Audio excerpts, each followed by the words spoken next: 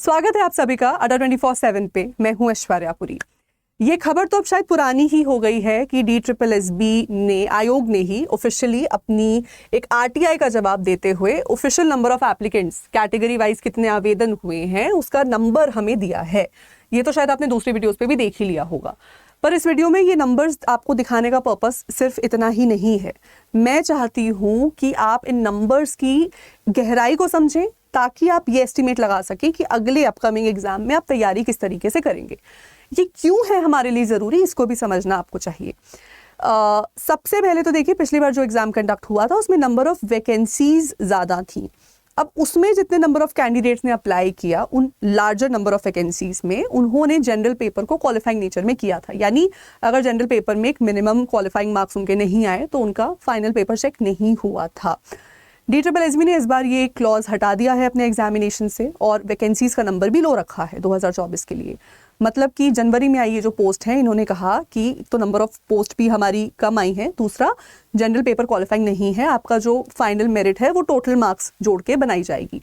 तो अब जब हमारे पास टोटल नंबर ऑफ एप्लीकेंट्स यहाँ पर हैं कैटेगरी वाइज, सब्जेक्ट वाइज, कि TGT में जनरल कैटेगरी में कितने फॉर्म्स भरे गए, OBC कैटेगरी में कितने भरे गए, SC ST में कितने भरे गए, आप इसको कंपेयर कर सकते हो पिछली बार के नंबर ऑफ एप्लीकेंट से। उसके बेसिस पर एक एस्टिमेट लगाया जा सकता है कि इस बार क्वालिफाइंग नेचर का भी नहीं है पेपर और पोस्ट भी कम है और पिछली बार इतने कैंडिडेट से इस बार इतने हैं। इसके बेसिस पर एक एस्टिमेट बहुत अच्छे तरीके से लगाया जा सकता है कि आप इस बार कितने एटलीस्ट मार्क्स सिक्योर कर लो ताकि आपका सिलेक्शन हो जाए, आपका क्वालिफिकेशन हो जाए।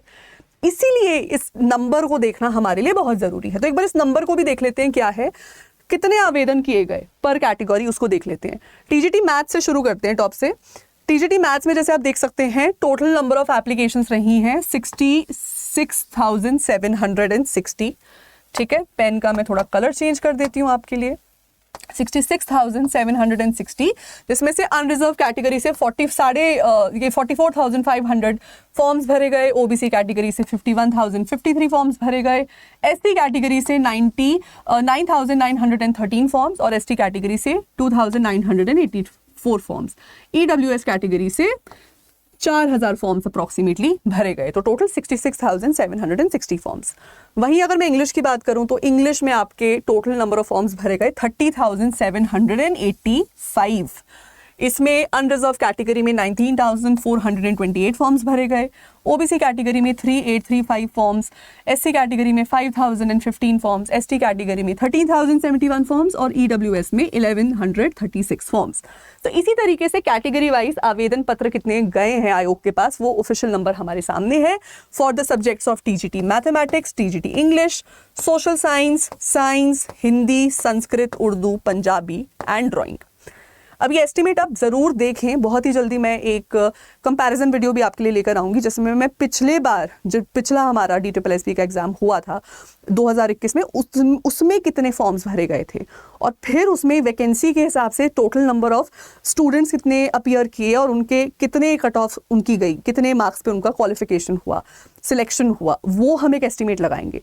उसके बेसिस पर हम इन नंबर्स को कंपेयर करके समझने की कोशिश करेंगे कि DSSSB 2024 में आपको कितने मार्क्स एटलीस्ट सिक्योर कर लेने चाहिए अपने फाइनल सिलेक्शन के लिए।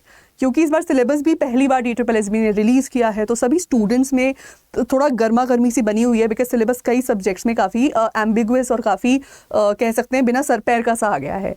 तो उसी वो टेंशन को मिटाने का तरीका यही है कि हम बहुत ही कैलकुलेटिव और स्ट्रैटेजिक तरीके से अपने एग्जाम की तैयारी करें। वो क्लैरिटी हमारे दिमाग में होगी तभी हम उस सिलेबस की एंग्जाइटी को ओवरकम कर सकेंगे, और इस एंग्जाइटी को ओवरकम करना बहुत ज़रूरी है अपने एग्जामिनेशन को क्वालिफाई करने के लिए। सो आई होप ये जानकारी आपके लिए रेलिवेंट रही, अच्छी रही। Hit the like button to the session, share it with as many people as possible, और ऐसी और वीडियोज़ के लिए सब्सक्राइब कर दें हमारे ऑफिशियल YouTube चैनल को। Thank you.